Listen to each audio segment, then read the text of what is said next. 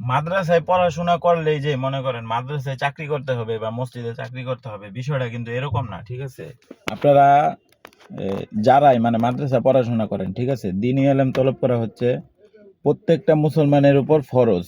ঠিক আছে, মানে এলেম অর্জন করা প্রত্যেকটা মুসলমানের উপর ফরজ। আমি শিখছি, এখন আমাকে যে মাদ্রাসায় চাকরি করতে হবে এই জিনিসটা কিন্তু মানে ঠিক না।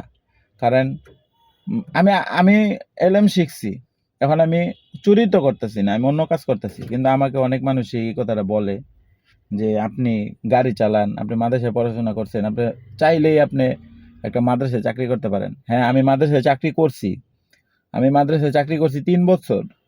ঠিক আছে, আমি 6,000 7,000 টাকা বেতন পাইতাম, তো মাস শেষে দেখা যায় আমার কিছুই হইতো না।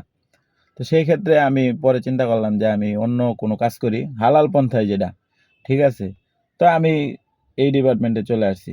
তো আমি সিএনজি চালাই, খুব কষ্ট করি, রোদে পুরি পরিশ্রম করি, 2 টাকা পাই, আলহামদুলিল্লাহ আমার হয়ে যায়।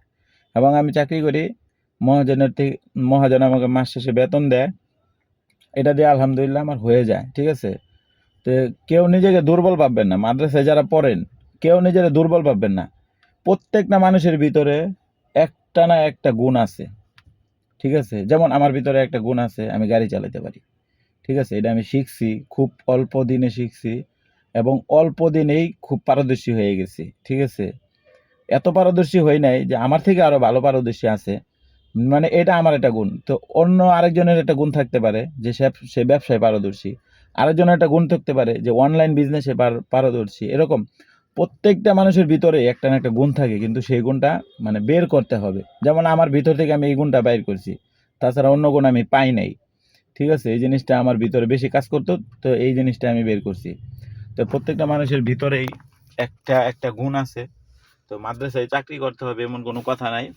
ঠিক আছে, যেমন আমি গাড়ি চালাইতেছি, আলহামদুলিল্লাহ আমি এখন ভালো আছি। ঠিক আছে, তবে দেখতে হবে আপনি যে কাজই করেন না কেন, আপনি যে কাজটাই করেন না কেন, দেখতে হবে ওই কাজের যে টাকাটা ইনকাম হইতেছে সেটা হালাল না হারাম, এটা আগে দেখতে হবে। ঠিক আছে, আপনি যদি মনে করেন, চিন্তা করেন যে আমার টাকা যেভাবেই আসুক, হালাল না হারাম সেটা আমার দেখার বিষয় না, আমি কাজ করতেছি, তাহলে ভাই আপনি সফলতায় পৌঁছাতে পারবেন না, বা আপনার টাকায় বরকত হবে না, বা আপনি একটা সময় যায় মনে করেন টাকার ইনকামের পরে যে খাওয়া দাওয়া বা আরামায়েশ, এটাতে শান্তি পাবেন না।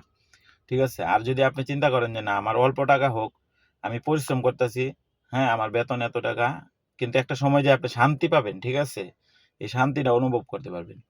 তো সবাই ভালো থাকবেন, আজকে এই পর্যন্তই। আসসালামু আলাইকুম।